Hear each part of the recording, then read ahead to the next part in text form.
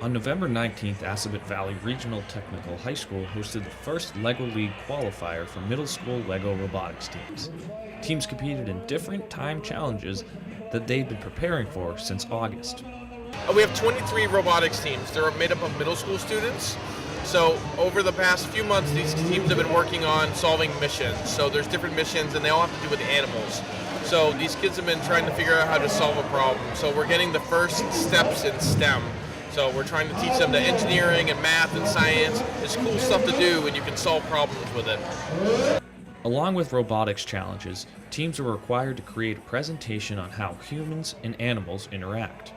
What this is it ends up being part science and technology, where you have a competition. So in the background here, there's a bunch of robots competing. The kids have to build robots, but they also have to write a project they present to the judges about animals, something to do with animals. Last year it was about trash. Every year they do a theme, and the kids need to do the research and write a project. So you get different points for different things.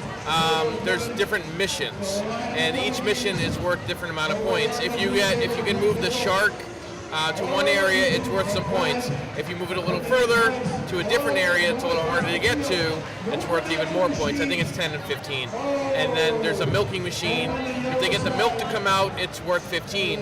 If they keep going and there's manure in there and the manure rolls out, then it's worth less points. So there's a whole bunch of different ways that they can actually score points.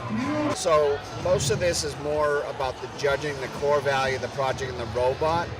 The competition is to set the bar, because we have 23 teams here. They all can't move on. So through the judging is where they get to move on, but it's a section of where they rank score-wise are the ones that are able to go on, and then later on we have a playoff just to buy time so the judges can consult on what it is. After this qualifier, 7 teams will get to move on to the state qualification championship, which I think is in Newton. So that these teams will go on, and if they win that, they get to go on to the World Championship in April in St. Louis. It's been good. Kids seem to enjoy themselves. They're all running around and having a good time, learning a lot. So. To find out more information, contact Marcus Fletcher or Cindy Zomar at Assabet Valley Regional Technical High School. For WMCT-TV, I'm Brendan Black.